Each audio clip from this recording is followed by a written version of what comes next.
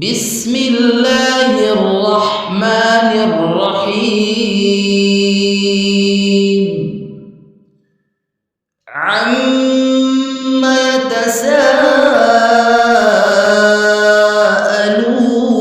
يتساءلون عن النبأ العظيم الذي هم فيه مختلفون كلا سيعلمون ثم كلا سيعلمون ألم نجعل الأرض مهادا والجبال أوتادا وخلقناكم أزواجا وجعلنا نومكم سباتا وجعلنا الليل لباسا وجعلنا النهار معاشا وبنينا فوقكم سبعا شدادا وجعلنا سراجا وهاجا وأنزلنا من المعصرات ماء ثجاجا لنخرج به حبا ونباتا وجنات ألفافا إن يوم الفصل كان ميقاتا يوم ينفخ في الصور فتأتون أفواجا وفتحت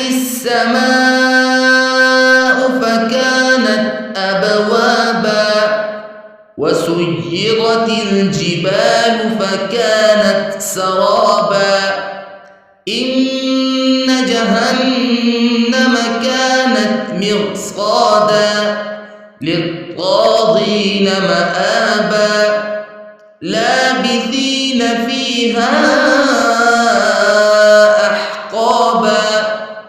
لا يذوقون فيها بردا ولا شرابا إلا حميما وغساقا جزاء وفاقا إنهم كانوا لا يرجون حسابا وكذبوا بآياتنا كذابا وكل شيء أحصيناه كتابا فذوقوا فلن نزيدكم إلا عذابا إن للمتقين مفازا حدائق وأعنابا وكواعب أترابا وكأسا دهاقا لا يسمعون فيها لغوا ولا كذابا جزاء من ربك عطاء حسابا رب السماوات والأرض وما بينهما الرحمن لا يملكون منه خطابا يوم يقوم الروح والملائكة صفا لا يتكلمون إلا من أذن له الرحمن وقال صوابا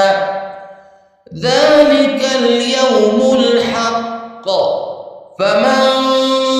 شاء اتخذ إلى ربه مآبا إنا أنذرناكم لهم عذابا قريبا يوم ينظر المرء ما قدمت يداه ويقول الكافر يا